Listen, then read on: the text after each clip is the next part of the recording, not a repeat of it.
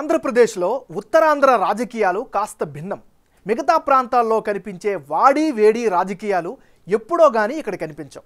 ఉత్తరాంధ్ర 34 నియోజకవర్గాల్లో ఒకటి విజయనగరం జిల్లాలోని రాజాం అసెంబ్లీ నియోజకవర్గం.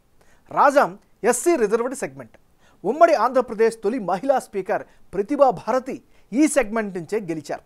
2008కి ముందు ఉనుకూరు సెగ్మెంట్లో భాగంగా రాజాం ఉండేది. ఆ తర్వాత ప్రత్యేక నియోజకవర్గంగా ఏర్పడింది. ఈ నియోజకవర్గంలో బీసీలు 65% ఉన్నారు. ఎస్సీ సామాజిక వర్గం జనాభా 15% ఉన్నా దీన్ని ఎస్సీలకు రిజర్వ్ చేశారు. ప్రస్తుత sitting MLA Kambala Jogulu పాయికరావుపేటకు shift చేసింది వైసీపీ హైకమాండ్.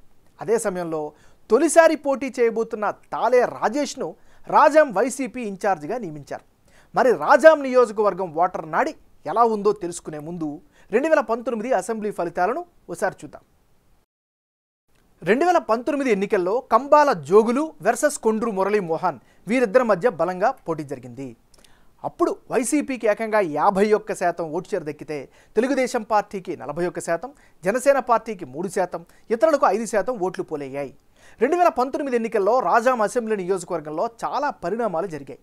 వైసీపీ నుంచి పోటీ చేసిన కంబాల జోగులు 51% ఓట్లతో ఘన విజయం సాధించారు. అదే సమయంలో టీడీపీ నుంచి పోటీ చేసిన కొండ్రు మురళి 41% ఓట్లు రాబట్టారు. అయితే 2014లోనూ గెలిచిన కంబాల జోగులు అప్పట్లో టీడీపీ ప్రభుత్వం నియోజకవర్గ అభివృద్ధికి సహకరించలేదని, మరోసారి తనకు అవకాశం ఇవ్వాలని 2019లో ప్రచారం చేసి గెలిచారు. ప్రతిభా భారతి తన కూతురు గ్రేష్మకు టీడీపీ టికెట్ కోసం ప్రయత్నించిన కొండ్రు మురళికే టీడీపీ టికెట్ ఇచ్చింది. అయితే గెలవలేకపోయారు. రాజాంలో జనసేన 3% ఓట్లు సాధిస్తే ఇతరులు 5% ఓట్లు రాబట్టారు. మరి ఈసారి ఎన్నికల్లో రాజాం సెగ్మెంట్లో రాజకీయం ఎలా ఉండబోతోందో big TV exclusive detailed election సర్వేలో వెల్లడైన అభిప్రాయాలను ఇప్పుడు పరిశీలిద్దాం. ముందుగా వైసీపీ నేత తాలే రాజేష్కు ఉండేటటువంటి ప్లస్లేంటి, మైనస్ పాయింట్స్ ఏంటో పరిశీలిస్తే తాలే రాజేష్కు ఉండే ప్లస్ పాయింట్స్: తండ్రి సుదీర్ఘమైనటువంటి రాజకీయ వారసత్వం ఈయనకి ఖచ్చితంగా కలిసొచ్చే అంశంగా పరిగణించవచ్చు. ఇక సిట్టింగ్ ఎమ్మెల్యే కంబాల జోగులు మద్దతు కూడా ఈయనకి సంపూర్ణంగా కనిపిస్తోంది. ఇది కూడా పాజిటివ్ ఫ్యాక్టర్. మరోవైపు డాక్టర్గా వృత్తిరీత్యా ప్రజల్లో మంచి గుర్తింపునైతే సంపాదించుకున్నటువంటి పరిస్థితి కనిపిస్తోంది. వైసీపీ కార్యక్రమాల్లో చురుగ్గా వ్యవహరిస్తున్నారు. మరోవార్ పార్టీ శ్రేణులతో కూడా మంచి రిలేషన్స్ అయితే కంటిన్యూ చేస్తున్నారు తాలే రాజేష్. ఇది ఈయనకి సంబంధించినటువంటి పాజిటివ్ ఫ్యాక్టర్స్. మరి తాలే రాజేష్కు ఉండేటటువంటి మైనస్ పాయింట్స్ ఏంటి?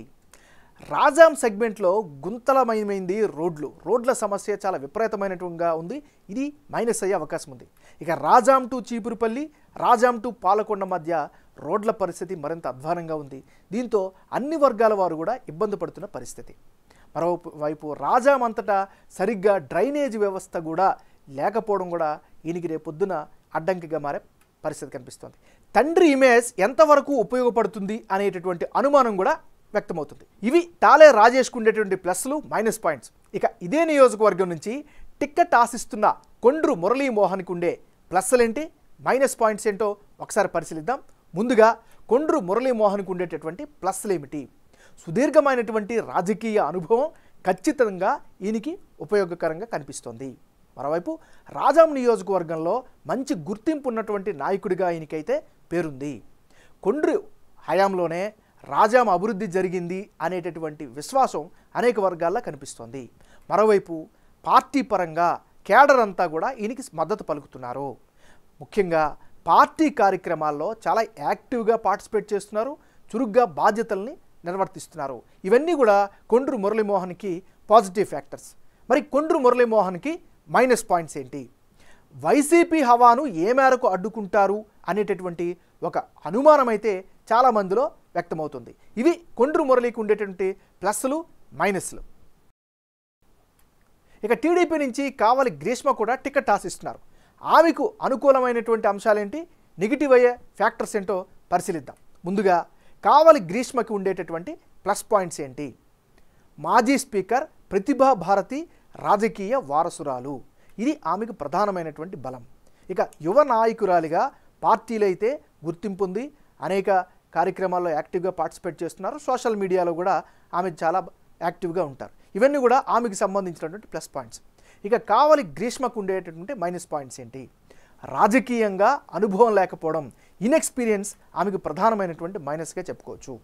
మరోవైపు సెగ్మెంట్లో బలమైన ఇమేజ్ సాధించడంలో బాగా వెనుకబడి ఉన్నారు. ఇదొక ప్రధానమైనటువంటి మైనస్గా చెప్పుకోవచ్చు. ఇది ఈమెకి సంబంధించినటువంటి ప్లస్లు మైనస్లు.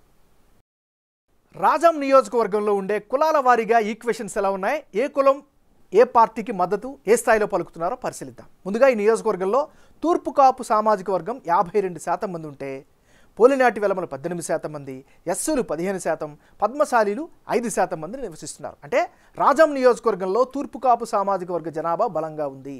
ఇందులో 65% మంది వైసీపీకి సపోర్ట్ ఇస్తామంటుంటే, 35% మంది తెలుగుదేశం పార్టీకి సపోర్టుగా ఉంటామని బిగ్ టీవీ సర్వేలో వెల్లడించారు. ఉత్తరాంధ్రలో మరో కీలక సామాజిక వర్గమైన పోలినాటి వెలమ కమ్యూనిటీ కూడా రాజాంలో బలంగానే కనిపిస్తోంది. ఈ సామాజిక వర్గంలో 35% మంది జగన్ పార్టీకి, 65% మంది టీడీపీకి సపోర్టుగా ఉంటామని తమ అభిప్రాయంగా వెల్లడించారు. అటు ఎస్సీల్లో 55% మంది వైసీపీకి, 35% మంది టీడీపీకి, 10% మంది ఇతరులకు మద్దతిస్తామంటున్నారు. పద్మశాలి కమ్యూనిటీలో 40% మంది జగన్ పార్టీకి, 50% టీడీపీకి, 10% ఇతరులకు సపోర్ట్ ఇస్తామంటున్నారు. ఇక వచ్చే ఎన్నికల్లో రాజాం నియోజకవర్గంలో ఎవరెవరు పోటీలో ఉంటే ఫలితాలు ఏ విధంగా వచ్చే అవకాశం ఉందో ఇప్పుడు పరిశీలిద్దాం.